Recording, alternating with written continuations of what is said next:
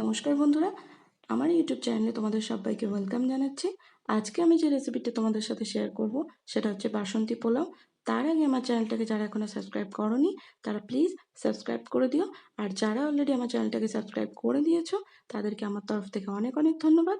তাহলে চলো রেসিপিটা বানাতে কী কী লাগছে একবার দেখে নিই।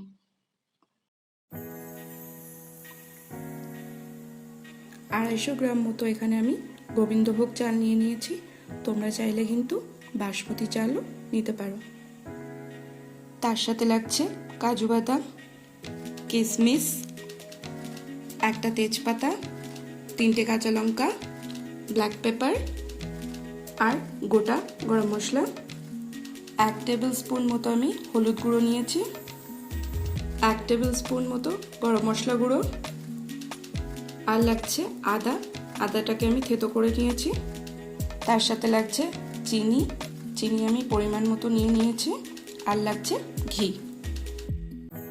এরকম একটা মেজারমেন্ট কাপ নিয়ে নিয়েছি, আর এই কাপেরই কিন্তু আমি 2 কাপ চাল নিয়ে নেব। বাসন্তী পোলাও বানানোর জন্য চাল আর জলের মাপটা কিন্তু ঠিক রাখতে হবে, তবেই কিন্তু পোলাওটা ঝরঝরে হবে।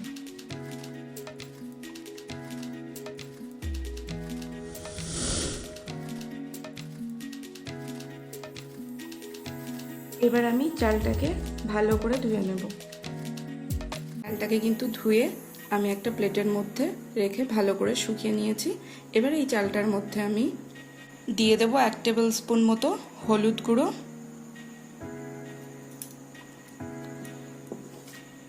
গরম মশলা গুঁড়ো, গোলমরিচ গুঁড়ো, আদা বাটা, তার সাথে লাগছে চিনি, আর দিয়ে দেব ঘি। এবার এটাকে ভালো করে আমি মিক্স করে নেব। চালটাকে মিক্সড করে নিয়েছি, এবার চালটাকে 5-6 মিনিট রেখে দেব। গরম করে তাতে আমি ঘি দিয়ে দিয়েছি। এবার কাজুগুলোকে ভেজে নেব।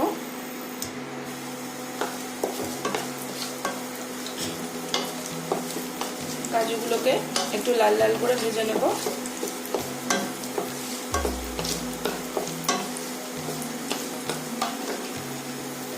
এবার কিশমিশগুলোকেও ভেজে নেব।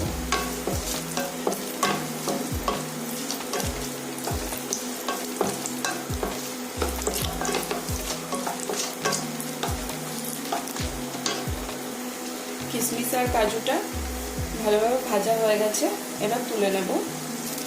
ওই তেলের মধ্যে আমি তেজপাতা দিয়ে দেব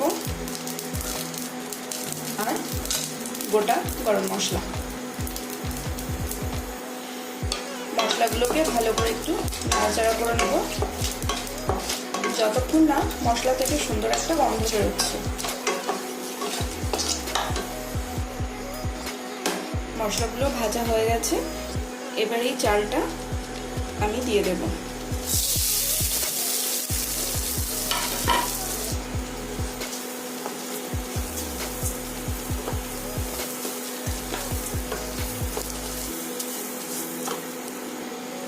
চালটাকে কিন্তু 5-6 মিনিট ধরে ভালো করে ভেজে নেব।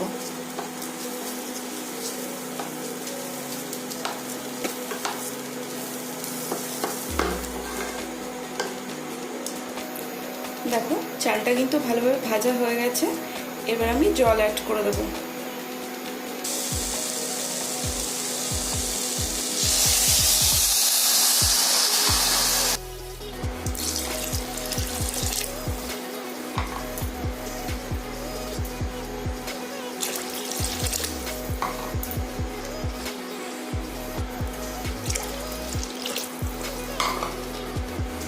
এখানে আমি 2 কাপ চাল নিয়েছি, তার জন্য কিন্তু আমি 4 কাপ জল দিয়েছি। জলের পরিমাণটা কিন্তু ঠিক করে দেবে।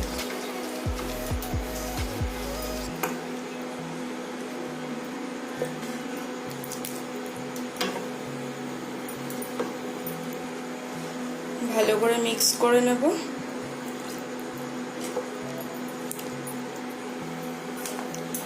এর মধ্যে ভেজে রাখা কাজু কিশমিশগুলো দিয়ে দেবো।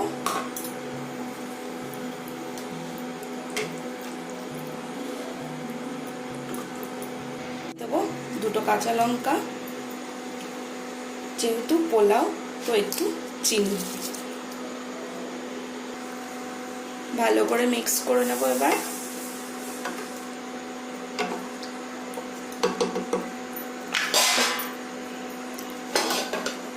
এবার ঢাকনাটা লাগিয়ে দেবো। ঢাকনা লাগিয়ে 5 মিনিট হতে দেবো। গ্যাসের ফ্লেমটাকে কিন্তু আমি একদম লোতে রেখেছি। 5 মিনিট পর ফিরে এলাম। এবার একটু নাড়াচাড়া করে নেব।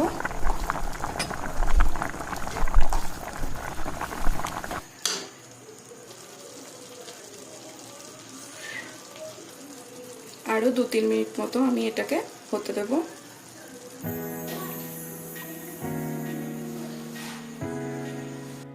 জলটা কিন্তু শুকিয়ে গেছে। এটাকে ঢাকনা লাগিয়ে আরও 2-3 মিনিট হতে দেব। দেখো ঢাকনা খুলে আমি এবার একটু ঘি অ্যাড করে দেবো।